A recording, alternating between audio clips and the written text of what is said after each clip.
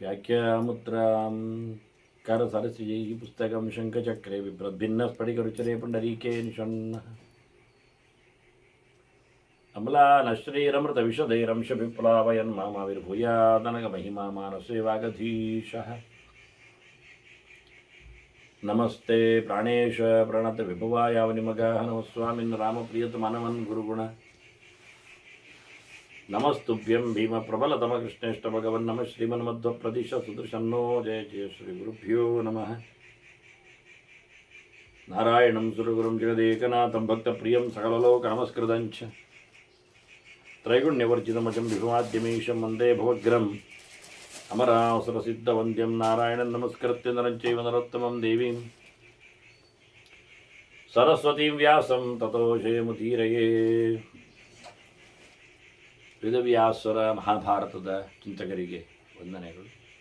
ಶಾಂತಿ ಪರ್ವದ 444ನೆಯ ಪ್ರವಚನ.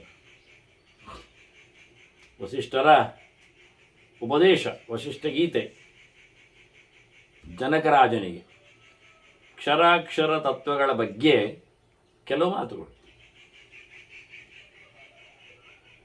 ಈತ ಜೀವದೇಹದಲ್ಲಿ ಹೇಗೆ ತನ್ನ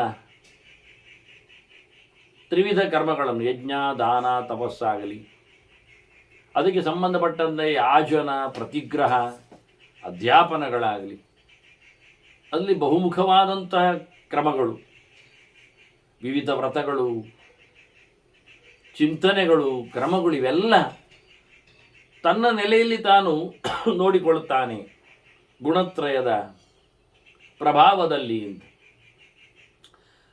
ಹಾಗಾಗಿ ಮನುಷ್ಯ ತನ್ನ ಸ್ವಭಾವದಂತೆ ಕೆಲಸ ಮಾಡ್ತಾನೆ. ಪ್ರಕೃತಿ ಕುರುತೆ ಕರ್ಮ ಶುಭಾಶುಭ ಫಲಾತ್ಮಕ. ಹಾಗಾಗಿ ಸ್ವಭಾವವನಿಗೆ ಉಣಿಸ್ತದೆ. ಪ್ರಕೃತಿ ಇಷ್ಟ ತದಶ್ನಾದಿ ತ್ರಿಷು ಲೋಕೇಶು ಕಾಮಗ. 3 ಪ್ರಕಾರಗಳಲ್ಲಿ 3 ಲೋಕದಲ್ಲಿ, 3 ಲೋಕ ಅಂದರೆ ಮನುಷ್ಯ ಲೋಕ ಉಂಟಲ್ಲ, ಅಲ್ಲದೆ ಮೇಲಿನ ಲೋಕ ಆಯ್ತಲ್ಲ, ಮತ್ತೆ ಕೆಳಗಿನ ಲೋಕ ಅಂತಲ್ಲ, ಕೆಳತನದ ಲೋಕ ಅಂದರೆ ಪ್ರಾಣಿ ವರ್ಗ, ತಿರ್ಯಕ್. ಮನುಷ್ಯ ಕೆಳಮಟ್ಟದವನಾಗ್ತಾನೆ, ಮೇಲ್ಮಟ್ಟದವನಾಗ್ತಾನೆ. ಕೆಳಮಟ್ಟದವನನ್ನು ಕೆಳಗಿನ ಸ್ತರವನ್ನು ಕ್ರಿಮಿಕೀಟಗಳಾಗಿ, ಪ್ರಾಣಿ ಪಕ್ಷಿಗಳಾಗಿ ಹುಟ್ಟಿ ಬರುತ್ತೆ. ಹೀಗಾಗಿ ಯಾವ ಪ್ರಕಾರದ ಸ್ವಭಾವದವನೋ, ಸಾತ್ವಿಕನೋ, ರಾಜಸನೋ, ತಾಮಸನೋ, ಮಿಶ್ರನೋ ಎಲ್ಲ ಇಟ್ಕೊಳ್ಳೋದಲ್ಲ, ಹಾಗೆ ಅದಕ್ಕೆ ಅನುಗುಣವಾದ ಕೆಲಸಗಳನ್ನು ಮಾಡುತ್ತಾ ಅದಕ್ಕೆ ಸಂಬಂಧಪಟ್ಟ ಫಲಗಳನ್ನು ಅನುಭವಿಸ್ತಾ ಇರ್ತಾರೆ. ಸುಖವನ್ನಾಗಲಿ ದುಃಖವನ್ನಾಗಲಿ ಮಿಶ್ರವಾದಂತಹ ಕಥೆಯನ್ನಾಗಲಿ ಆತ ಪಡಿತಾನೆ. ಅಲಿಂಗಾಂ ಪ್ರಕೃತಿಂ ತ್ವಾಹು. ಪ್ರಕೃತಿ ಅದು ಗೊತ್ತಾಗುವುದಿಲ್ಲ, ಅದಕ್ಕೆ ಲಕ್ಷಣಗಳು ಅವ್ಯಕ್ತ ಆದ್ದರಿಂದ ಸಿಗುವುದಿಲ್ಲ. ಮಹದಾದಿಗಳು ವ್ಯಕ್ತಗಳು, ಆದ್ದರಿಂದ ಲಿಂಗೈಹಿ ಅನುಮಿಮೀಮಹೆ. ಇದರಿಂದಾಗಿ ಅದನ್ನು ನಾವು ಗುರುತಿಸ್ತೇವೆ, ಗಮನಿಸ್ತೇವೆ. ತಥೈವ ಪೌರುಷಂ. ಹಾಗೆ ನಾವು ಜೀವನ ಬಗ್ಗೆಯೂ ಹಾಗೆ ಲಿಂಗಂ. ಹೇಗೆ ಅನುಮಾನಾಧಿಗಮ್ಯ, ಜೀವನಿಗೆ ದುಃಖ ಇರುವುದರಿಂದ, ಅದರಂತೆ ಅವನಿಗೆ ಸ್ವಾತಂತ್ರ್ಯ ಇಲ್ಲದೆ ಇರುವುದರಿಂದ, ಅಶಕ್ತನಾದ್ದರಿಂದ, ಸಾಮರ್ಥ್ಯವೂ ಇಲ್ಲ, ದುಃಖ ಇಲ್ಲದಂತೆ ಮಾಡಿಕೊಳ್ಳುವ ಸಾಮರ್ಥ್ಯವೂ ಇಲ್ಲ, ರೋಗ ಬರದಂತೆ ಮಾಡಿಕೊಳ್ಳತಕ್ಕಂತಹ ಯೋಗ್ಯತೆಯು ಅಂದರೆ ಆ ರೀತಿಯಾದ ಸಾಹಸವು, ಕರ್ಮವೂ ಅವನಲ್ಲಿ ಕಾಣುವುದಿಲ್ಲ. ಹೀಗೆ ಅದನ್ನು ನಾವು ಜೀವನನ್ನು ಗಮನಿಸ್ತೇವೆ. ಸ ಲಿಂಗಾಂತರಂ ಅಸಾಧ್ಯ. ಅವನ ದೇಹಗಳನ್ನು ಮತ್ತೆ ಮತ್ತೆ ಪಡಿತಾನೆ. ಪ್ರಾಕೃತಂ ಲಿಂಗಂ ಅವರಣಂ. ಅವನು ಪ್ರಾಕೃತವಾದ ದೇಹವನ್ನು ಪಡಿತಾನೆ. ಅದರ ಜೊತೆಯಲ್ಲಿ ಪ್ರಣದ್ವಾರಾಣಿ ಅಧಿಷ್ಠಾಯ ಕರ್ಮಣ ಆತ್ಮನಿ ಪಶ್ಯತಿ. ತನ್ನಲ್ಲಿ ಕೆಲಸಗಳನ್ನು ಆರೋಪ ಮಾಡಿಕೊಳ್ಳುತ್ತಾನೆ, ನೋಡ್ತಾನೆ, ನಾನು ನನ್ನದು ನನಗಾಗಿ ಅಂತ. ಅದರಲ್ಲಿಯೂ ಅವನಿಗೆ ವ್ರಣದ್ವಾರಗಳು, ನೋವು ನಲಿವುಗಳಿಗೆ ಕಾರಣಗಳಾಗಿರತಕ್ಕ ಇಂದ್ರಿಯಗಳು, ಅದರಲ್ಲಿ ತಾನು ಸೇರಿಕೊಂಡು ಅನುಭವವನ್ನು ಪಡೀತಾನೆ. ಏನು ಹೇಳ್ತಾನೆ ಅವನು? ಅಹಮೇತಾನಿ ಮೈ ಸರ್ವಂ ಮಯೇ ಮೈತಾನಿಂದ್ರಿಯಾಣಿ ಹಾ, ಎಲ್ಲ ನಾನೇ, ಎಲ್ಲ ನನಗೆ, ಎಲ್ಲ ನನ್ನಿಂದಲೇ ಅನ್ನೋ ನೆಲೆಯಲ್ಲಿ ಆತ ತನ್ನನ್ನು ಸಾಕ್ಷಿಯನ್ನಾಗಿಸಿಕೊಳ್ಳುತ್ತಾನೆ. ವಾಸ್ತವವಾಗಿ ಇದೆಲ್ಲ ತಪ್ಪಿನ ಕಲ್ಪನೆಗಳವನದ್ದು ವಾಸ್ತವವಾಗಿ, ಆದರೆ ಅರ್ಥ ಆಗುವುದಿಲ್ಲ. ಕೆಲವೊಮ್ಮೆ ತಾನು ಯಾರು ಎನ್ನುವುದರ ಬಗ್ಗೆ ಎಚ್ಚರ ಇಲ್ಲದೆ ತಾನು ಪ್ರತ್ಯೇಕನು ತಿಳ್ಕೊಳ್ತಾನೆ. ನಿರಿಂದ್ರಿಯೋಗಿ ಮನ್ಯೇತ ವ್ರಣಮಾಸ್ಮಿ ನಿರ್ವಣ. ಜೀವ ನಿಜವಾಗಿ ದೋಷವುಳ್ಳವನಲ್ಲ, ನಿರ್ದೋಷಿ. ಆದರೆ ತನ್ನಲ್ಲಿಯೇ ತಪ್ಪಿದೆ, ತಾನೇ ದೋಷವುಳ್ಳವನು ಅನ್ನೋದಾಗಿಯೂ ಸಹ ಅವನು ಗಮನಿಸ್ತಾನೆ, ತಿಳಿದಿಸ್ತಾನೆ. ಅಲಿಂಗ ಲಿಂಗ ಆತ್ಮಾನ. ಬಹಳ ವಿಚಿತ್ರ. ನಿಜವಾಗಿ ಜೀವನಿಗೆ ಪ್ರತ್ಯೇಕವಾದ ಪ್ರಾಕೃತವಾದ ಚಿಹ್ನೆಗಳು ಗುರುಹುಗಳು ಇಲ್ಲ. ಹೇಗೆ ಅಂದರೆ ದೇಹವುಳ್ಳವನು ಅಂತ ಹೇಳಿಕೊಂಡಾಗ ಜೀವನಿಗೆ ದೇಹ ಎನ್ನುವುದು ಹೊರಗಿನಿಂದ ಬಂದದ್ದು. ಅವನು ಶುದ್ಧನಾಗಿದ್ದಾನೆ, ದೇಹ ಇಲ್ಲದವನಿದ್ದಾನೆ, ದೇಹ ಇಲ್ಲದವನು ಆಗ್ತಾನೆ. ಆದರೆ ತನ್ನನ್ನು ತಾನು ದೇಹ ಉಳ್ಳವನೆಂದೇ ಗಮನಿಸ್ತಾನೆ. ಅಕಾಲ ಕಾಲಮಾತ್ಮನಃ. ಅವನಿಗೆ ಯಾವುದೇ ರೀತಿಯಾದದ್ದರ ಸಂಪರ್ಕಗಳು ಇಲ್ಲ. ಕಲನ, ಸಂಕಲನ, ವ್ಯವಕಲನ, ಕೂಡಿಸುವುದು, ತೆಗೆಯುವುದು ಇಲ್ಲ, ಸಹಜವಾಗಿಲ್ಲ. ಆದರೆ ಹಾಗೆ ತನಗೆ ಟೈಮರ್ ಇದೆ ಅಂತ ತಿಳ್ಕೊಳ್ಳುತ್ತಾನೆ, ಇಲ್ಲಿಂದ ಇಲ್ಲಿವರೆಗೆ, ಮತ್ತಿಲ್ಲ. ಹೀಗೊಂದು ಕಾಲಧರ್ಮಗಳನ್ನೆಲ್ಲ ಗಮನಿಸ್ತಾನೆ ಅವನು. ಅದರಂತೆ ಅಸತ್ವಂ ಸತ್ವಂ ಆತ್ಮಾನಂ. ಸತ್ವ ಅಂದರೆ ಸಮರ್ಥನು ಅಂತ ಅರ್ಥ, ಬಾಹುಶಾಲಿ ಹೇಳಿದಾಗೆ. ಅದು ಸರ್ವಗುಣ ಸಂಪೂರ್ಣನು ಅಂತ ಅರ್ಥ. ಸತ್ವಾನ್ ಬಲವುಳ್ಳವನು ಅಂತ. ಏನು ಬಲ ಇಲ್ಲ ಇವನಿಗೆ, ಇವ ಅಧೀನ, ಹಾಗಾಗಿ ದುರ್ಬಲ. ಆದರೂ ತಾನು ಬಲಿಷ್ಠ ಅಂತ ತಿಳ್ಕೊಳ್ತಾನೆ, ಒಳ್ಳೆ ಗುಣಸಂಪನ್ನ ಅಂತ ತಿಳ್ಕೊಳ್ತಾನೆ. ಅದರಂತೆ ಅತತ್ವಂ ತತ್ವಮಾತ್ಮನಃ. ಅವ ಸರ್ವಜ್ಞ ಅಂತ ತಿಳ್ಕೊಳ್ತಾನೆ. ಗೊತ್ತಿಲ್ಲ ಅವನಿಗೆ, ಗೊತ್ತಿಲ್ಲ ಎನ್ನುವುದು ಗೊತ್ತಿಲ್ಲ, ಗೊತ್ತಿರಬೇಕಾಗಿ ಎಂದು ಗೊತ್ತಿಲ್ಲ ಅವನಿಗೆ. ಹೀಗಾಗಿ ತಾನೇ ಸ್ವತಂತ್ರ, ತಾನೇ ಜ್ಞಾನರೂಪ, ಜ್ಞಾನ ಉಳ್ಳವ. ಅದರಂತೆ ಅಮೃತ್ಯು ಮೃತ್ಯುಮಾತ್ಮಾನಂ. ನಿಜವಾಗಿ ಜೀವನಿಗೆ ಸಾವು ಇಲ್ಲ,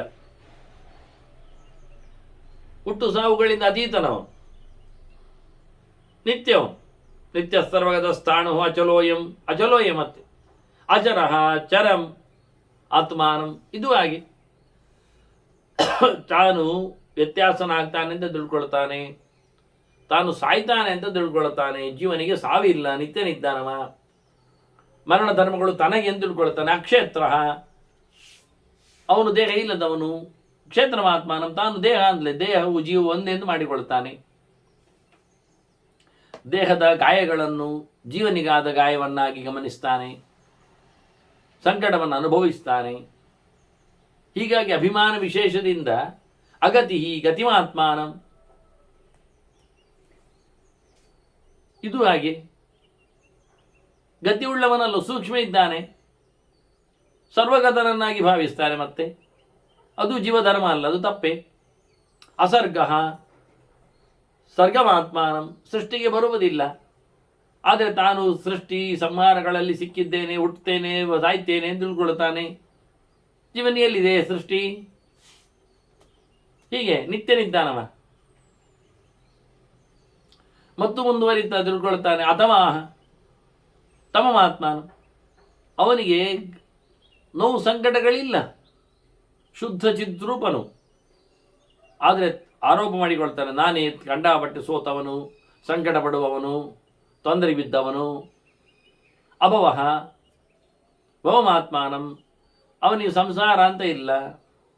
ಆದರೆ ಸಂಸಾರದಲ್ಲಿ ತನ್ನನ್ನೇ, ಅಂದರೆ ದೇಹದಲ್ಲಿ ಬಂದು ಹೋಗ್ತಾನೆ ಸಾಧನೆಗೆ. ಆದರೆ ನಾನೇ ಸಂಸಾರಿ ಅಂತ ಜೀವನೇ ತಿಳ್ಕೊಂಡು ಬಿಡ್ತಾನೆ.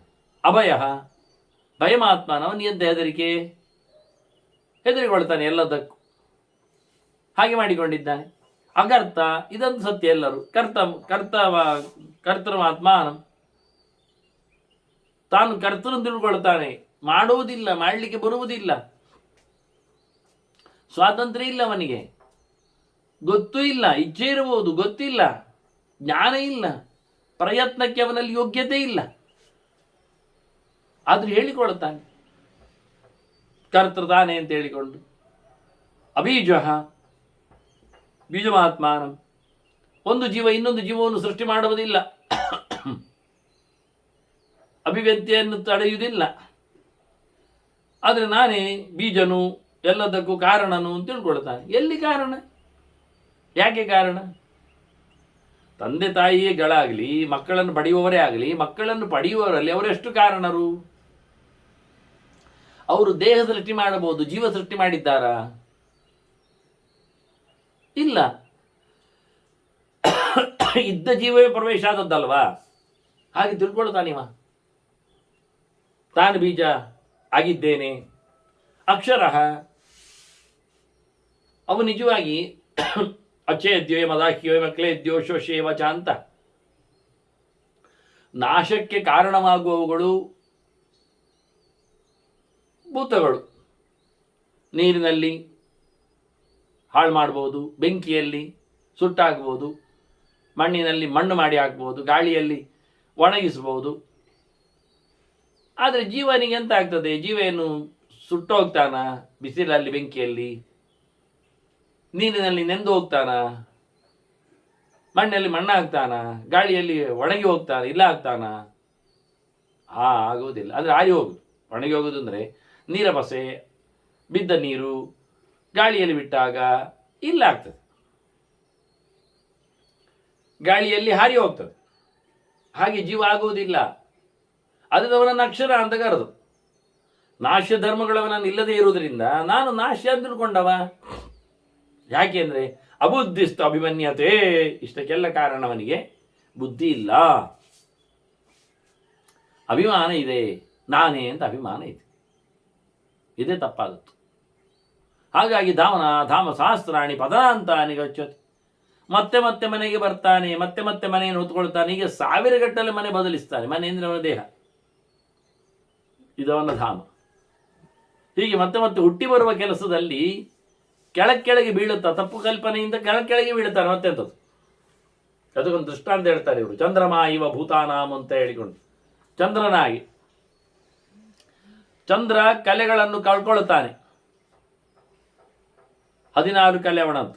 ಷೋಡಶೀತು ಕಲಾ ಸೂಕ್ಷ್ಮ ಸಾ ಸೋಮೋಪಧಾರ್ಯತಾಮ್ ಅಂತಾರೆ ಇವರೇ, ಹೇಳಿಕೊಡ್ತಾರೆ, ತಿಳಿಸಿಬಿಡುತ್ತಾರೆ ವಶಿಷ್ಠರೇ. 16 ಕಲೆದ್ದನ್ನು, ಸೋಮನನ್ನು ತಿಳ್ಕೊಳ್ತಾರೆ ಜನ. 16 ಕಲೆಯಲ್ಲಿ ಒಂದು ಕಲೆ ಉಳಿದು, ಕಲಾ ಪಂಚದಶಿ ಯೋನಿ, 15 ಕಲೆಗಳು. ಇದು ನಮ್ಮ ಮನುಷ್ಯನಿಗೆ ಆಗುವಾಗ, ಚಂದ್ರನಂತೆ ಅಂದಾಗ ಇವರಿಗೂ 16 ಕಲೆ, ಒಂದು ಮನಸ್ಸು, 10 ಇಂದ್ರಿಯಗಳು, ಪಂಚಭೂತಗಳು. ಪಂಚಭೂತಗಳ ಮತ್ತು ಇಂದ್ರಿಯಗಳ ಜೊತೆಯಲ್ಲಿ 15 ಕೂಡಿಸುವ 1. ಹೀಗಾಗಿ ಅವನು ಒಂದು ಕಲೆಯಲ್ಲಿ ಚಂದ್ರ ಮತ್ತೆ ಬೆಳೀತಾನೆ. ಕಲೆಯ ಜಾಯತೆ ಜಂತು, ಮತ್ತೆ ಪೂರ್ಣನಾಗ್ತಾನೆ. ಹಾಗೆ ಮನುಷ್ಯನು ಸಹ ಒಂದು ಕಲೆಯಲ್ಲಿ, ಶುಕ್ಲಪಕ್ಷದಲ್ಲಿ ಎಲ್ಲವನ್ನು ಕಳ್ಕೊಂಡವ, ಮತ್ತೆ ಅಲ್ಲ, ಶುಕ್ಲಪಕ್ಷದಲ್ಲಿ ಎಲ್ಲವನ್ನು, ಕೃಷ್ಣ ಪಕ್ಷದಲ್ಲಿ ಎಲ್ಲವನ್ನು ಕಳ್ಕೊಂಡವ, ಮತ್ತೆ ಶುಕ್ಲಪಕ್ಷದಲ್ಲಿ ಒಂದೊಂದೇ ಕಲೆಯಿಂದ ತುಂಬಿಕೊಳ್ಳುತ್ತಾನೆ. ಹಾಗೆ ಇವನು ಸಹ ಆ ಒಂದು ಕಲೆಯನ್ನು ದೇವತೆಗಳು ಉಪಯೋಗಿಸುವುದಿಲ್ಲ. ಚಂದ್ರನದು ನತೋಪಯುಜ್ಯತೆ ದೇವೈಹಿ ಸಾಹ್ಯಸ್ಯ ಪ್ರಕೃತಿ ದೃಷ್ಟ. ಚಂದ್ರನಲ್ಲಿ 15 ಕಲೆಗಳನ್ನು ದೇವತೆಗಳು ಉಪಯೋಗಿಸಿಕೊಳ್ತಾರೆ, ಒಂದನ್ನು ಬಿಡುತ್ತಾರೆ. ಆ ಒಂದು ಕಲೆಯೇ ಅದು ಚಂದ್ರ. ಅವನು ಉಳಿದದ್ದರಿಂದ ಬೆಳೀತಾನೆ. ಮತ್ತೆ ಇದು ಪ್ರಕೃತಿ ಸಹಜ. ಅದರಂತೆ ಆ ಒಂದು ಕಲೆಯೇ ಕಳ್ಕೊಂಡ್ರೆ, ಇಲ್ಲ ಆದರೆ ಅಲ್ಲಿ ಚಂದ್ರನೇ ಇಲ್ಲ ವಾಸ್ತವವಾಗಿ. ಅಂದರೆ ಚಂದ್ರನಿಗಿಂತ ಆ ಕಲೆಯ ವೃದ್ಧಿ ಕ್ಷಯದಿಂದ ಅವನು ಮುಕ್ತ. ತತ್ ಕ್ಷಯಾತ್ ಮೋಕ್ಷ ಉಚ್ಯತೆ ತದೇವಂ. ಹಾಗೆ ಜೀವನಲ್ಲಿಯೂ ಸಹ ಕಲೆಗಳು, ಈ ಭೂತಾದಿಗಳು, ಇಂದ್ರಿಯಾದಿಗಳು, ಇವೆಲ್ಲ ಕಳ್ಕೊಳ್ಬೇಕು ಅವನು. ತದೇವ ಷೋಡಶಕರಂ ದೇಹಂ ಅವ್ಯಕ್ತ ಸಂಜ್ಞಕಂ. ಈ ದೇಹವು 16 ಕಲೆತ್ತು. ಆದ್ರೆ ಜೀವ ಏನು ಮಾಡ್ತಾನೆ? ಇದು ನಾನು ಅಂತ ತಿಳ್ಕೊಳ್ತಾನೆ, ಇದು ನನ್ನದು ಅಂತ ಹೇಳ್ತಾನೆ. ಮಮಾಯಂ, ಇತಿ ಮನ್ವಾನಃ ತದೈವ ಪರಿವರ್ತತೆ. ಹಾಗೆ ಮತ್ತೆ ತನ್ನದು ಹೇಳುವ ಮೂಲಕ ಅಹಂ ಮಮೇತಿ ಸಂಸಾರ ಹೇಳಿದಾಗೆ ಮತ್ತೆ ಇಲ್ಲಿ ಸುತ್ತುವರ್ತಾ ಇರ್ತಾನೆ. ಇನ್ನೊಬ್ಬ ಇದ್ದಾನೆ, 24 ತತ್ವದ ಆಚೆ ಇರುವ 25ನೇವ. ಹಿಂದೆ ನಾವು ಅದನ್ನು ನೋಡಿದ್ದೇವೆ. ಮಹದಾದಿಗಳನ್ನು ಕೂಡಿಸಿಕೊಂಡು ಪಂಚ ತನ್ಮಾತ್ರೆಗಳನ್ನು ಸೇರಿಸಿಕೊಂಡಾಗ 24 ಆಯಿತು ಅಂತ. 25ನವ ಅದು ವಿಷ್ಣು ನಾರಾಯಣ ಭಗವಂತ. ಅದರಿಂದ ಪಂಚವಿಂಶಃ ತಥೈವ ಆತ್ಮ ತಸ್ಯೈವ ಅಪ್ರತಿಬೋಧನಾತ್. ಆ ದೇವರ ಸರಿಯಾದ ಎಚ್ಚರ ಇಲ್ಲದೇನೆ ಈ ಜೀವನಿಗೆ ಬಹಳ ತೊಂದರೆ. ದೇಹದ ಮೇಲಿನ ವ್ಯಾಮೋಹ, ದೇಹದಲ್ಲಿನ ಅಭೇದ ಕಲ್ಪನೆ, ಜೊತೆಯಲ್ಲಿ ಸ್ವಾತಂತ್ರ್ಯದ ಆರೋಪಗಳು, ಕರ್ತೃತ್ವದ ಅಭಿಮಾನಗಳು, ಓವರ್ ಅಟ್ಯಾಚ್ಮೆಂಟ್, ಇವೆಲ್ಲ ದೇವರ ಎಚ್ಚರ ಇಲ್ಲ. ಇನ್ನು ಗಮ್ಮತ್ತು ಕೇಳಿದರೆ ಅಬುದ್ಧ ಸೇವನಸ್ಯಾಪಿ ಬುದ್ಧೋಪಿ ಅಬುದ್ಧ ತಾಮ್ರಚೇತ್. ಕೆಲವೊಮ್ಮೆ ಬುದ್ಧಿವಂತನು ಸಹ ದಡ್ಡರ ಸಹವಾಸದಿಂದ ದಡನಾಗ್ತಾನೆ, ತಪ್ಪು ತಿಳುವಳಿಕೆಯನ್ನು ಪಡಿತಾನೆ ಅಜ್ಞಾನಿಗಳ ಸಹವಾಸದಿಂದ. ನಾವು ಯಾರಲ್ಲಿ ಮಾತಾಡ್ತೇವೆ ಕೇಳ್ತೇವೆ ಎನ್ನುವುದರಲ್ಲೇ ನಾವು ಸೋಲ್ತೇವೆ. ಸುಳ್ಳಿನ ಪ್ರಪಂಚದೊಳಗೆ ಸೇರಿಕೊಂಡು ತಪ್ಪು ಕಲ್ಪನೆಯ ರಾಗದಲ್ಲಿ ಒಳ್ಳೆ ತಿಳ್ಕೊಂಡವನು ಸಹ ಸೋಲ್ತಾನೆ. ಅವನಿಗೆ ಜನ ಹೇಳ್ತಾನೆ ನಿನಗೆ ಗೊತ್ತಿಲ್ಲ ಹೇಳ್ತಾನೆ. ಬಹಳ ಚೆನ್ನಾಗಿತ್ತೊಮ್ಮೆ, ಏನು 8-10 ಪ್ರಶ್ನೆ ಹಾಕಿಬಿಟ್ಟಿದ್ದಾರೆ, ಕಿರು ಪ್ರಶ್ನೆಗಳು ಅಂತೇಳಿ ಉತ್ತರ ಕೊಟ್ಟಿದ್ದಾನಿವ. ಅದಕ್ಕೆಲ್ಲಕ್ಕೂ ಇವರು ತಪ್ಪಾಗಿ 0 ಹಾಕಿದ್ದಾರೆ. ಅವನು ತೋರಿಸ್ತಾನೆ ಉಳಿದವರಿಗೆ. ದಶರಥನ ಮಗನು ರಾಮನು ಅದನ್ನು ತಪ್ಪಾಕಿದ್ದಾರೆ, ವಾಲಿಯ ತಮ್ಮನು ಸುಗ್ರೀವನು ತಪ್ಪಾಗಿದ್ದಾರೆ. ಹೇಗೆ ತಪ್ಪಾಗಿದ್ದಾರೆ ನೋಡಿ, ಅವರು ಎಷ್ಟು ಚೆನ್ನಾಗಿ ಆಗಿಬಿಟ್ಟಿದ್ದಾರೆ ತಪ್ಪು. ಅದನ್ನು ತೋರಿಸ್ತಾ ಇದ್ದಾನೆ ಉಳಿದವರಿಗೆಲ್ಲ. ಲಂಕೆಯ ಒಡೆಯನು ರಾವಣನು ಆಗಿದ್ದಾನೆ. ಎಲ್ಲವನ್ನು ತಪ್ಪಾಗಿ ಬಿಟ್ಟಿದ್ದು ಯಾಕೆ ಕೇಳ್ತಾರೆ ಅಂದರೆ ಅವನು ಪ್ರಶ್ನೆಗೆ ಬರೆದದ್ದು ಉತ್ತರ ಅಲ್ಲ. ಅಲ್ಲಿ ಕೇಳಿದ್ದೇನು ದಶರಥನ ಮಗಳು ಯಾರು ಅಂತ. ಇವನು ಬರೆದದ್ದು ದಶರಥನ ಮಗನು ರಾಮನು ಅಂತ. ಅವರು ತಪ್ಪಾಗಿದ್ದು ಸರಿಯೇ. ಅವ್ರು ಕೇಳಿದ್ದು ಮಗಳು ಯಾರು ಅಂತ, ಇವ ಮಗನು ರಾಮನು ಅಂತ ಬರೀಲಿಕ್ಕೆ ಹೋಗಿ ವ್ಯತ್ಯಾಸದ ಅರ್ಥವನ್ನು ಮಾಡಿಕೊಂಡಿದ್ದಾನೆ. ಹಾಗೆಯೇ ವಾಲಿಯ ತಮ್ಮನು ಸುಗ್ರೀವನು ಬರೆದದ್ದು ಸರಿಯಾದರೂ ಅಲ್ಲಿ ಕೇಳಿದ್ದು ವಾಲಿಯ ಮಗನು ಯಾರು ಅಂತ, ಇವನು ತಮ್ಮನು ಬರೆದಿದ್ದಾನೆ. ಹಾಗೆ ಮತ್ತೆ ರಾಮನ ನಂತರದಲ್ಲಿ ಲಂಕೆಯ ಅರಸನು ಯಾರು ಕೇಳಿದ್ದು, ಅದು ವಿಭೀಷಣನಲ್ವ, ರಾವಣನು ತಾಕಿದ್ದ. ರಾವಣನ ಮೊದಲಿಗೆ ಅದು. ಹೀಗಾಗಿ ನಾವು ಖಾಲಿ ಓದಿಕೊಂಡು ಹೋದಾಗ ತಪ್ಪನ್ನು ಹೇಳಲಿಕ್ಕೆ ಬರ್ತದೆ. ಆದರೆ ಯಾಕೆ ತಪ್ಪು ಹೇಳಿದ ಇವನು ಎಲ್ಲರೂ ತೋರಿಸ್ತಾನೆ. ದಶರಥ ಮಗನ ರಾವಣಂತ ತಪ್ಪಾಗಿದ್ದಾರೆ ನೋಡಿ. ವಿಷಯ ಸತ್ಯವೇ ಇರ್ತದೆ, ಎಲ್ಲಿ ಹೇಗೆ ಅಂತ ನೋಡ್ಲಿಕ್ಕೆ ಇರ್ತದಲ್ಲ. ಹಾಗೆ ಇವ ತಪ್ಪನ್ನು ತಿಳ್ಕೊಂಡ್ಬಿಟ್ಟಿದ್ದಾನೆ, ಇದೆಲ್ಲ ನನ್ನದೇ, ಇದೆಲ್ಲ ನಾನೇ ಅಂತ ಹೇಳಿಕೊಂಡು ತಿಳ್ಕೊಂಡಿದ್ದಾನೆ. ತಪ್ಪು ತಿಳಿದವರ ಹತ್ತಿರದಲ್ಲಿ ಸೇರಿ ಇವನು ತಪ್ಪಾಗಿದ್ದಾನೆ. ಅಶುದ್ಧ ಏವ ಶುದ್ಧಾತ್ಮ ಶುದ್ಧಾಮಲ ನಿಷೇವಣಾತ್. ಶುದ್ಧನಾದ ಭಗವಂತನ ಸೇವೆಯಿಂದಾಗಿ ಆತ ಶುದ್ಧನಾಗ್ತಾನೆ ಜೀವ. ಅವರು ತಪ್ಪು ತಿಳ್ಕೊಂಡಿದ್ರು, ತಪ್ಪು ಕೆಲಸ ಮಾಡಿದ್ರು, ಶುದ್ಧನಾದ ಭಗವಂತನ ಉಪಾಸನೆಯಿಂದಾಗಿ ಅವನು ಶುದ್ಧನಾಗ್ತಾನೆ. ಅಂದರೆ ಶುದ್ಧನಾಗುವುದುಂಟು, ಇಲ್ಲ ಅಲ್ಲ. ಪ್ರಕೃತೇ ತ್ರಿಗುಣಾಯಾಸ್ತು ಸೇವನಾತ್ ಪ್ರಾಕೃತವೇ. ಅವನು ದೇವರ ಸೇವೆ ಮಾಡಿದರೆ ದೇವರ ಬಳಿಗೆ ಬರ್ತಾನೆ, ದೇವರಂತೆ ಆಗ್ತಾನೆ. ಅದೇ ಪ್ರಕೃತಿಯ ಗುಣೋಪಾಸನೆಯಲ್ಲಿ ಕೂತ್ರೆ ತ್ರಿಗುಣಗಳ ಜೊತೆಯಲ್ಲಿದ್ದೇವ ಹಾಗೆ ಆಗ್ತಾನೆ, ಪ್ರಾಕೃತನೇ ಆಗ್ತಾನೆ. ಅದರ ಆಚೆಗೆ ಅವನು ಬರಲಿಕ್ಕೆ ಆಗುವುದಿಲ್ಲ. ಈ ರೀತಿಯಾಗಿ ವಸಿಷ್ಠರು ಜೀವನ ಆತ್ಮನ ಸಂಬಂಧದ ಬಗ್ಗೆ ತಿಳಿಸಿಕೊಟ್ರು. ಆಗ ಜನಕ ಕರಾಳ ಹೆಸರಿನವ ಹೇಳ್ತಾನೆ, ಅಲ್ಲ ನಾನು ಕೇಳಿದ್ದು, ನಾನು ತಿಳ್ಕೊಂಡಾಗೆ ಅಕ್ಷರ ಮತ್ತು ಕ್ಷರಗಳ ಬಗ್ಗೆ ನೀವೇನು ಹೇಳಿದ್ರಿ, ಶಾಸ್ತ್ರಗಳಲ್ಲಿ ಇರುವುದು ಏನು ಅಂದರೆ ಅಕ್ಷರ ಮತ್ತು ಕ್ಷರಗಳ ಸಂಬಂಧ ಉಂಟಲ್ಲ, ಅಕ್ಷರ ಕ್ಷರಯೋ ಯಶ ಸಂಬಂಧ ಅಂತ. ಅದು ತ್ರಿಬಿಂಸೋ ಯದ್ವತ್. ಹೆಣ್ಣು ಗಂಡಿನ ಸಂಬಂಧದಂತೆ ಅಕ್ಷರಕ್ಷರದ ಸಂಬಂಧ. ಇಲ್ಲಿ ಯಾವುದೇ ಪ್ರಕಾರದಲ್ಲಿಯೂ ತನ್ನನ್ನು ಕಳ್ಕೊಳ್ಳದವ ಅಕ್ಷರ ಜೀವ, ಬದಲಾಗುವ ಈ ಪ್ರಾಕೃತವಾದ ಪ್ರಪಂಚದ ಕ್ಷರ, ಈ ಜೀವ ಮತ್ತು ಪ್ರಕೃತಿಯ ಸಂಬಂಧ ಉಂಟಲ್ಲ, ಇದು ಗಂಡು ಹೆಣ್ಣಿನ ಸಂಬಂಧದಂತೆ. ಗಂಡು ಹೆಣ್ಣಿನ ಸಂಬಂಧ ಅದು ಲೋಕದಲ್ಲಿ ನಮಗೊತ್ತು ಹೇಗಿರ್ತದೆ ಅಂತ. ಅದನ್ನು ನಾವು ನೋಡಿ ಬಲ್ಲೆವು, ತಿಳಿದು ಬಲ್ಲೆವು. ಅವರಿರುವರ ಸಂಬಂಧದಿಂದಲೇ ಲೋಕದಲ್ಲಿಯ ಸೃಷ್ಟಿಯ ವ್ಯವಸ್ಥೆ ಆಗುವಂಥದ್ದು, ಅನ್ಯಥಾ ಅಲ್ಲ. ಅದರಲ್ಲಿ ಗಣ್ಣಿನ ಸಂಬಂಧದಿಂದ ಬರತಕ್ಕಂಥ ಲಕ್ಷಣ ಅಸ್ಥಿ ಸ್ನಾಯು ಚ ಮಜ್ಜಾನಂ. ಗಣ್ಣಿನ ಲಕ್ಷಣದಲ್ಲಿ ಅವನಿಗೆ ಹುಟ್ಟುವ ಮಗುವಿಗೆ ಅಸ್ಥಿ ಎಲುಬು ಬರ್ತದೆ, ಸ್ನಾಯುಗಳು ಬರ್ತದೆ, ಮಜ್ಜೆ ಮ್ಯಾರೋಸ್. ಹಾಗೆ ಹೆಣ್ಣಿನ ಸಂಬಂಧದಿಂದ ಹೆಣ್ಣಿನ ಲಕ್ಷಣ ಏನು ಬರ್ತದೆ ಆ ಮಗುವಿನಲ್ಲಿ ಕೇಳಿದರೆ, ತ್ವಕ್ ಮಾಂಸಂ ಶೋಣಿತಂ, ಮಾಂಸ, ತ್ವಚೆ ಅಂದರೆ ಚರ್ಮ, ಇವೆಲ್ಲ ಹೆಣ್ಣಿನದ್ದು. ಗಂಡು ಹೆಣ್ಣುಗಳ ಸಂಬಂಧದಿಂದ ಮನುಷ್ಯನಲ್ಲಿ ಹುಟ್ಟತಕ್ಕಂಥ ವ್ಯವಸ್ಥೆಗಳು ಹೀಗೆ ತಂದೆ ತಾಯಿಗಳ ಸಂಬಂಧವನ್ನು ನೋಡಲಿಕ್ಕೆ ಬರ್ತದೆ. ಅನ್ಯೋನ್ಯಸ್ಯಾಭಿ ಸಂಬಂಧ ಅನ್ಯೋನ್ಯ ಗುಣ ಸಂಶ್ರಯಾತ್. ಇವರ ಪರಸ್ಪರವಾದಂಥ ಶುಕ್ರ ಶೋಣಿತಗಳ ಸಂಬಂಧದಿಂದಾಗಿ ಅವರ ಗುಣಗಳು, DNA ವಂಶ ಲಕ್ಷಣಗಳು, ಅವುಗಳ ಸಮಾವೇಶದಿಂದಾಗಿ ರೂಪಂ ನಿರ್ವರ್ತಯತ್ಯೇತತ್ ಏವಂ ಸರ್ವಾಸು ಯೋನಿಷು. ಜನ ಕೇಳುತ್ತಾನೆ, ಇದು ಎಲ್ಲ ಪ್ರಾಣಿಗಳಲ್ಲಿಯೂ ಪಕ್ಷಿಗಳಲ್ಲಿಯೂ ಕ್ರಿಮಿಕೀಟಗಳಲ್ಲಿಯೂ ಮನುಷ್ಯ ಮಾತ್ರದಲ್ಲಿ ಕಂಡು ಬರ್ತದೆ. ಗಂಡಿನ ಇನ್ಫ್ಲುಯೆನ್ಸ್ ಏನು, ಹೆಣ್ಣಿನ ಇನ್ಫ್ಲುಯೆನ್ಸ್ ಏನು? ಅವ ಹೇಳುವುದು ಚಂದ ಕಾಣ್ತದೆ, ಆದರೆ ಇದೆಲ್ಲ ಹೇಳುವ ಲಕ್ಷಣಗಳೆಲ್ಲ ಎಲ್ಲಿದಕ್ಕೆ? ದೇಹಕ್ಕೆ ಅಲ್ವಾ? ಜೀವನಿಗ ಜೀವ ಇದ್ದದ್ದೇ ಅಲ್ವಾ? ಜೀವ ಆ ದೇಹದೊಳಗೆ ಹೋಗಿ ಹೋಗಿ ಆ ತಂದೆ ತಾಯಿಗಳ ಇನ್ಫ್ಲುಯೆನ್ಸ್ ಪ್ರಭಾವದಿಂದಾಗಿ ಅವನು ಬದಲಾಗ್ತಾನೆ. ಸ್ವಭಾವವನ್ನು ಕಮ್ಮಿ ಮಾಡಿಕೊಂಡ ಇಲ್ಲ, ಸ್ವಭಾವವನ್ನು ದೂರ ಮಾಡಿಯ.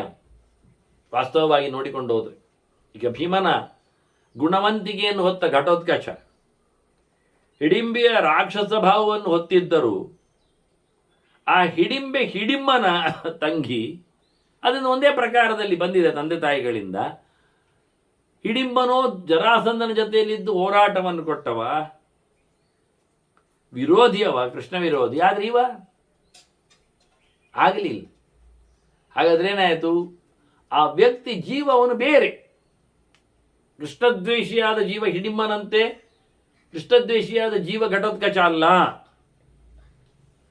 ಇದರಿಂದಾಗಿ ದೇಹದಲ್ಲಿನ ಧರ್ಮಗಳಲ್ಲಿ ಬದಲಾವಣೆಯನ್ನು ನಾವು ನೋಡಬಹುದು ಹೊರತು, ಗುಣವಂತಿಯನ್ನು ಹೇಳಬಹುದು ಹೊರತು ಜೀವನಿಗಲ್ಲ ವಾಸ್ತವವಾಗಿ. ಆದ್ದರಿಂದ ರೂಪಂ ನಿವರ್ತಯತ್ಯೇತತ್, ಇದು ನಮಗೆ ರೂಪವನ್ನು ಕಲ್ಪಿಸಲಿಕ್ಕೆ, ಬಾಡಿ ದೇಹವನ್ನು ಕೊಡಲಿಕ್ಕೆ ಆಗ್ತದೆ. ಇದು ಎಲ್ಲ ಪ್ರಾಣಿ ಪ್ರಪಂಚದಲ್ಲಿ ಹೀಗೆ. ಆದ್ದರಿಂದ ಯಾವುದೋ ಪ್ರಾಣಿಗೆ ಯಾವುದೋ ಹುಟ್ಟುವ ಕ್ರಮ ಇಲ್ಲ, ಹೇಗೂ ವ್ಯತ್ಯಾಸ ಆಗುವುದಿಲ್ಲ. ರೂಪ ಫಾರ್ಮ್ ಅವುಗಳದ್ದೇ ಕ್ರಿಯೇಷನ್. ಇದಕ್ಕೆಲ್ಲ ನಾನು ನೋಡಿದ್ದೆಲ್ಲ ಪ್ರಮಾಣಗಳು, ವೇದಗಳು ಅಂತಾನವ. ವೇದಗಳು ಶಾಸ್ತ್ರಗಳು ಒಂದು ಶಬ್ದವನ್ನು ಬದಲಾಯಿಸಿ ಹೇಳುತ್ತಾನೆ. ಅದು ನಮ್ಮ ಲೆಕ್ಕಾಚಾರದಲ್ಲಿ ಹೇಳುವಾಗ ವೇದಗಳು ಅಂದರೆ ನಿತ್ಯಗಳು ಅಂತ ಅರ್ಥ, ಶಾಸ್ತ್ರಗಳು ಅಂದರೆ ಅದು ಮಾಡಿದ್ದು ಕಾಲಕಾಲದಲ್ಲಿ. ಅಂದರೆ ವ್ಯಾಸರು ಮಾಡಿದ ಮಹಾಭಾರತ, ಪುರಾಣ, ಬ್ರಹ್ಮತರ್ಕ, ಪಂಚರಾತ್ರ ಸಮಿತಿ ನಾರಾಯಣ ಮಾಡಿದ್ದು, ಮೂಲ ರಾಮಾಯಣ ಎಗ್ರೀವ ನಡೆಸಿಕೊಟ್ಟದ್ದು, ಇವೆಲ್ಲ ಮಾಡಿದ್ದು ನಿತ್ಯವಾಗಿರುವಂಥದ್ದು ವೇದ. ಆಗ ವೇದ ಶಾಸ್ತ್ರ ಎನ್ನತಕ್ಕ ಶಬ್ದಗಳನ್ನು ಎರಡನ್ನು ಬಳಸಿ ಇದನ್ನು ಗಮನಿಸಿ ಆತ ಹೇಳುತ್ತಾನೆ, ಇವೆಲ್ಲ ಪ್ರಮಾಣಗಳು ನಮಗೆ ಇಲ್ಲಿ ಎಲ್ಲ ಹೇಳಿದ್ದಾರೆ. ಅದು ನಾನು ಹೇಳಿದ್ದು, ವೇದಶಾಸ್ತ್ರ ಪ್ರಮಾಣಂತ ಸನಾತನ. ನಮಗೆ ಶಾಸ್ತ್ರವೇ ಪ್ರಮಾಣ. ಅದರಲ್ಲಿ ಹೇಳಿದ್ದನ್ನು ನಾನು ಅನುವಾದ ಮಾಡಿದ್ದೇನೆ. ಹಾಗೆ ನೋಡ್ತೇನೆ, ಮತ್ತೆ ಹಾಗೆ ಗೊತ್ತಾಗುತ್ತೆ. ಪಶ್ಯಾಮಿ ಭಗವನ್ ತಸ್ಮಾತ್ ಮೋಕ್ಷಧರ್ಮೋ ನವಿದ್ಯತೆ. ಹೀಗಾಗಿ ಈ ಪ್ರಕೃತಿಯಿಂದಾಗಿ ಜೀವನ ಅಂದರೆ ಜೀವ ಕ್ಷರತತ್ವಗಳ ಅಡಿಯಾಳಾಗಿ ಅಥವಾ ಅದರ ಜೊತೆಯಲ್ಲಿ ಅಕ್ಷರನ ಜೀವನ ಸಂಬಂಧ ಇರಲಾಗಿ ಇವನಿಗೆ ಬಿಡುಗಡೆ ಎಲ್ಲಿಂದ ಬರ್ತದೆ, ಹೇಗೆ ಆಗ್ತದೆ? ಆದ್ರಿಂದ ನನ್ನ ಪ್ರಕಾರದಲ್ಲಿ ಇಲ್ಲಿಂದ ಬಿಡುಗಡೆ ಇಲ್ಲ, ಇದು ನಿರಂತರ. ನಮಗೆ ಬಿಡುಗಡೆ ಬೇಕು, ನಾನು ಅದನ್ನು ಇಷ್ಟಪಡುತ್ತೇನೆ. ಮೋಕ್ಷಗಾಮಃ ವಯಂ ಚಾಪಿ ಕಾಂಕ್ಷಾಮಃ. ಯದನಾಮಯಂ, ತೊಂದರೆ ದುಗುಡಗಳಿಲ್ಲದ ಶುದ್ಧವಾದ ತಾಣದ ಬಗ್ಗೆ ನಾವು ಗಮನಿಸ್ತೇವೆ, ತಿಳಿಸ್ತೇವೆ, ತಿಳಿಬೇಕು. ನನಗೀ ಜರ್ಜರಿತವಾಗುವ, ರೋಗಗ್ರಸ್ತವಾಗುವ ಈ ದೇಹದ ಮೇಲೆ ಮಮತೆ ಇಲ್ಲ ನನಗೆ. ಅದೇಹಂ ಅಜರಂ, ಮುದಿತನ ಬಾರದ, ದೇಹವನ್ನು ಹೊತ್ತುಕೊಳ್ಳದ ಅಂದೇ ಅಂದ ತಕ್ಷಣ ಅದರ ಧರ್ಮಗಳು, ಹಸಿವು ಬಾಯಾರಿಕೆಗಳು, ಮುದಿತನ, ರೋಗ ಇವೆಲ್ಲ ಮಾಮೂಲಿ ಆಗ್ತದೆ ದೇಹಕ್ಕೆ. ಇದಿಲ್ಲದ ಸಂಕಟ ಮಾತ್ರ, ಸಾವು ಮಾತ್ರ ಅಲ್ಲ, ಮುದಿತನವೂ ಇಲ್ಲದ, ಖಾಲಿಯಾಗದ ನನಗೆ ನಿತ್ಯವಾದ ಬದುಕು ಬೇಕು. ಅದು ಅತೀಂದ್ರಿಯಂ ಅನೀಶ್ವರಂ.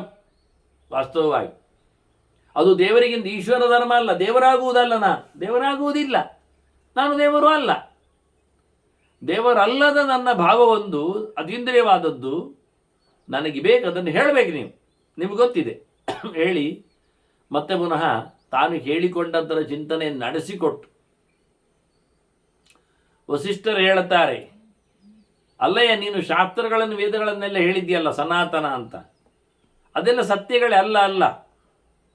ಪ್ರಮಾಣಗಳೇ, ಯಥಾರ್ಥಗಳೇ, ಗಟ್ಟಿಗಳೇ. ಆದರೆ ಅರ್ಥ ಮಾಡಿದ್ದು ನಾವಲ್ವಾ? ಅದೇ ತಪ್ಪಲ್ವಾ?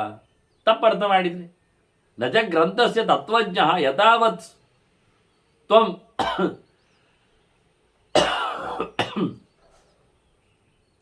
ನರೇಶ್ವರ, ನೀನು ಚೆನ್ನಾಗಿ ತಿಳ್ಕೊಂಡಿಲ್ಲಲ್ಲ ಹೇಳಿದ್ದನ್ನು.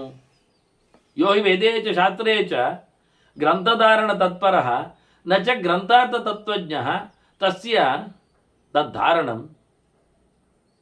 ವೃಥ. ಬಹಳ ಸುಂದರವಾದ ಒಂದು ಮಾತು ಹೇಳ್ತಾನೆ. ಯೋ ಹಿ ವೇದೇಚ ಶಾಸ್ತ್ರೇಚ ಗ್ರಂಥಧಾರಣ ತತ್ಪರ, ಅವನಿಗೆ ವೇದ ಪುರಾಣಗಳು, ಇತಿಹಾಸ, ಸಂಹಿತೆಗಳು ಬರ್ತವೆ ಹೇಳಲಿಕ್ಕೆ. ಕೇಳಿಕೊಂಡಿದ್ದಾನೆ, ಕಲಿತು ಬಿಟ್ಟಿದ್ದಾನೆ.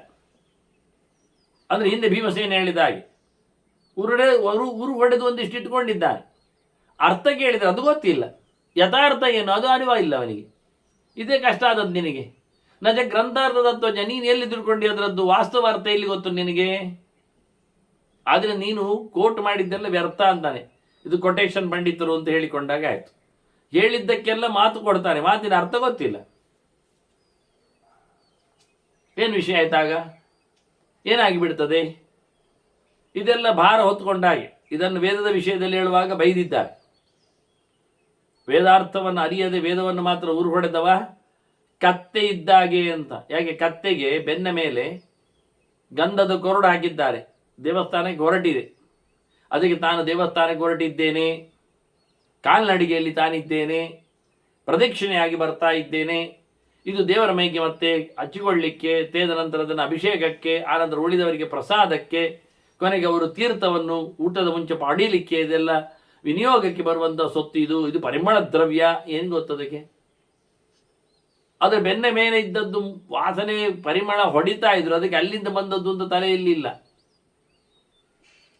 ತಾನು ಎಲ್ಲರೂ ತೀರ್ಥವನ್ನು ಪಡೆಯುವಲ್ಲಿ ಬೇಕಾಗಿರತಕ್ಕ ಸೊತ್ತನ್ನು ಹೊಡ್ಕೊಂಡು ಹೋಗ್ತಾ ಇದ್ದೇನೆ ಅನ್ನೋದು ಗೊತ್ತಿಲ್ಲ. ಈ ನಮೂನೆ ಆಯ್ತು.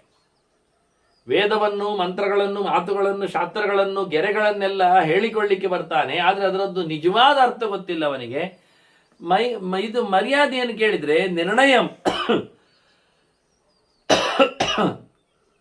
ಯಾರು ನಿಜವಾಗಿ ಅದರ ನಿರ್ಣಯವನ್ನು ಹೇಳಲಿಕ್ಕೆ ಸಭೆಯಲ್ಲಿ ಪರದಾಡ್ತಾನೋ, ಚಿತ್ರಾತ್ಮ ನತಂಬ ವಕ್ಷ್ಯತಿ ತತ್ವತಃ, ಅಲ್ಲಿ ಅವರು ಪ್ರಶ್ನೆ ಕೇಳಿದಾಗ ಉತ್ತರ ಹೇಳಲಿಕ್ಕೆ ಬರುವುದಿಲ್ಲ ಇವನಿಗೆ.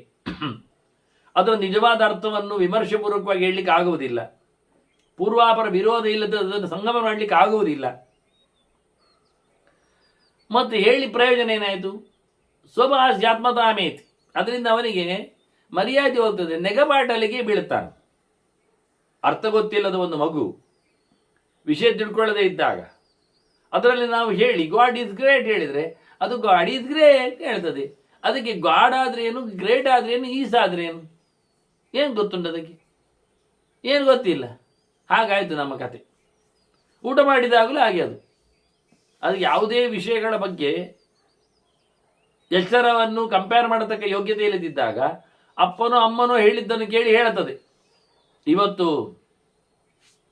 ಸಾರು ಚೆನ್ನಾಗಿ ಆಗಲಿಲ್ಲ, ಆಗಲಿಲ್ಲ ಹೇಳಲಿಕ್ಕೆ ಆದರೆ ಏನು ಅದರದ್ದು ತಾತ್ಪರ್ಯ ಏನು? ಎಷ್ಟು ಬಗೆಯ ಸಾರನ್ನು ಕುಡಿದಿದೆ ಅದು?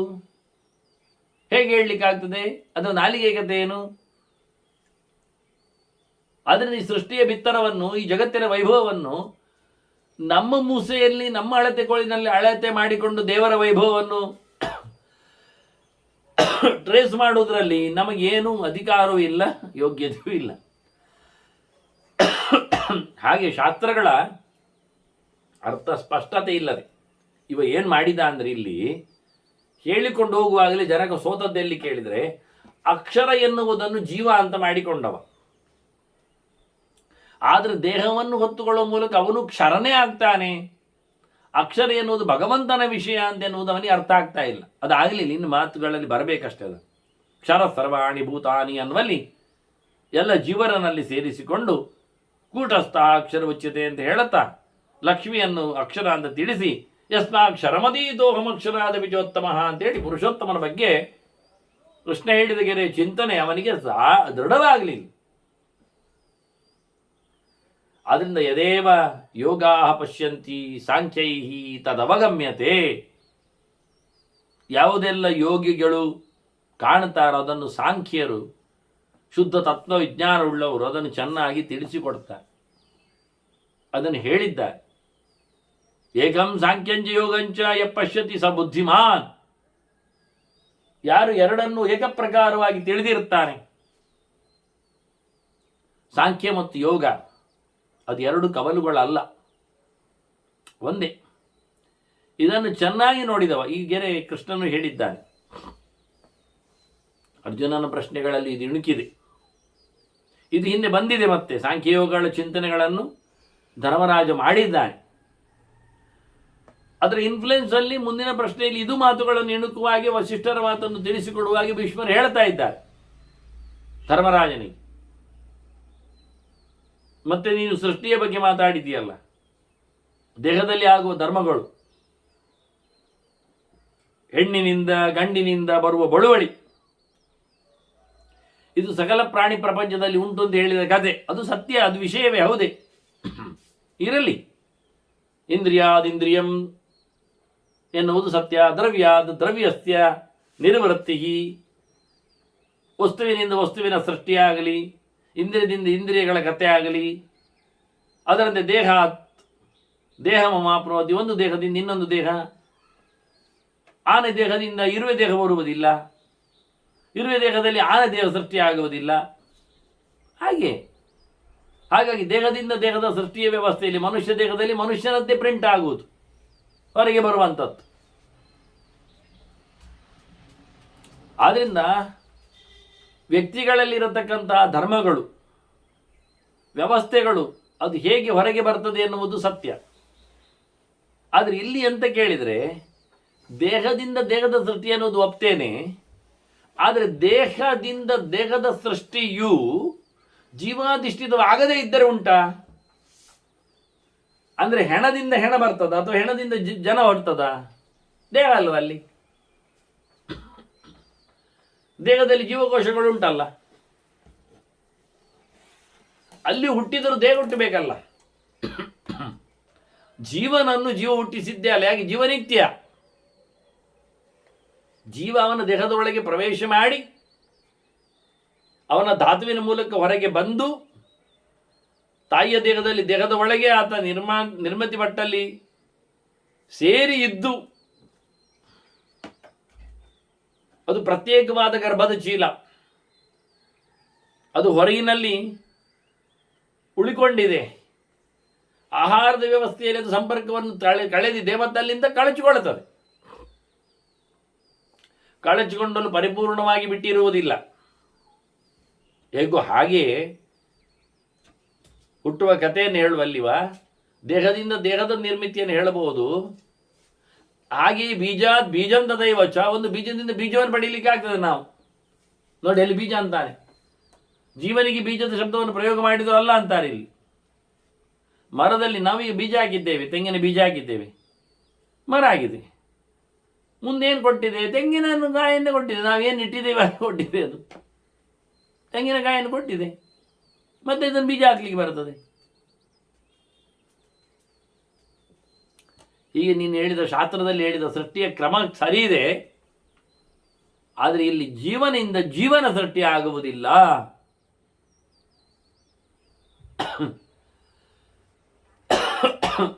ಹಾಗೆ ದೇವರ ಬಗ್ಗೆ ಯೋಚನೆ ಮಾಡಿದಾಗ ಇಲ್ಲಿಯೂ ಹಾಗೆ ನಿರಿಂದ್ರಿಯಸ್ಯ ಅಬೀಜಸ್ಯ ನಿರ್ದ್ರವ್ಯಸ್ಯ ಅಭಿ ವಾಸ್ತವವಾಗಿ ಕಥಂ ಗುಣಾ ಭವಿಷ್ಯಂತಿ ನಿರ್ಗುಣಸ್ಯ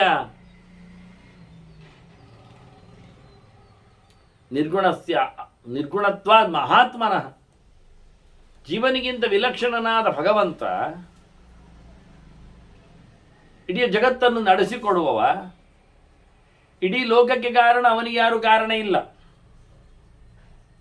ಅವನು ಪಂಚಭೂತಗಳಿಂದ ಸಂಪರ್ಕಕ್ಕೆ ಒಳಗಾಗಲಿಲ್ಲ, ಒಳಗೂ ಆಗಲಿಲ್ಲ.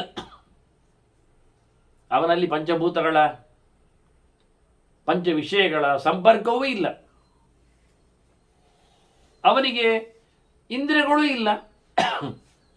ನಮಗೆ ಪಂಚಭೂತಗಳ ಏನೊಂದು ಲಕ್ಷಣಗಳಿವೆ, ಶಬ್ದ ಸ್ಪರ್ಶ ರೂಪರಸ ಗಂಧಾದಿಗಳು. ಇವನ್ನು ಗಮನಿಸುವಲ್ಲಿ, ಅನುಭವಿಸುವಲ್ಲಿ ನಮಗೆ ಅದಕ್ಕೆ ಸಂಬಂಧಪಟ್ಟಿರತಕ್ಕ ಇಂದ್ರಿಯಗಳು ಬೇಕಾಗ್ತವೆ. ಕಣ್ಣಿಲ್ಲದೆ ನಾವು ರೂಪವನ್ನು ಪಡೆಯುವಂತಿಲ್ಲ, ಕಣ್ಣು ಮುಚ್ಚಿದರೆ ರೂಪ ಕಾಣುವಂತೂ ಇಲ್ಲ.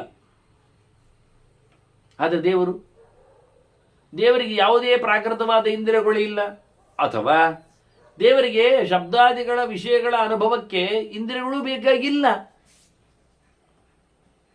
ಅದು ಯೋಗಿಗಳ ಪ್ರತ್ಯಕ್ಷ ಅಂತ ಹೇಳುವ ಅಂದ್ರೆ ಯೋಗಿಗಳಿಗೆ ಸಾಧನೆಯಿಂದ ಬಂದ. ಅವರೇನು ಗೊತ್ತೋ, ಅವರಿಗೆ ಕಣ್ಣಿಲ್ಲ ಅಲ್ಲ, ಕಣ್ಣು ಮುಚ್ಚಿದ್ದಾನೆ ಎನ್ನುವುದು ಸತ್ಯ. ಮುಚ್ಚಿಕೊಂಡರೂ ಅವ್ರು ಕಾಣಬೇಕು ಅಂತ ಮನಸ್ಸಿನಲ್ಲಿ ಯೋಚನೆ ಮಾಡಿದ್ದನ್ನು ಕಾಣುತ್ತಾರೋ ಯೋಗದ ಬಲದಲ್ಲಿ. ಭಗವಂತನಿಗೆ ಇಂಥ ಎರವಲು ತಂದ ಬಲಗಳೆಲ್ಲ ಸಹಜವಾಗಿ ಅವನಿಗೆ ಕಣ್ಣು ಇಂದ್ರಿಯವೇ ಇಲ್ಲ, ಗುಡ್ಡೆಯೇ ಇಲ್ಲ, ಆದರೂ ಎಲ್ಲವನ್ನು ಸಾಕ್ಷಿಯಾಗಿ ಅನುಭವಿಸ್ತಾನೆ ನಿರಂತರವಾಗಿ.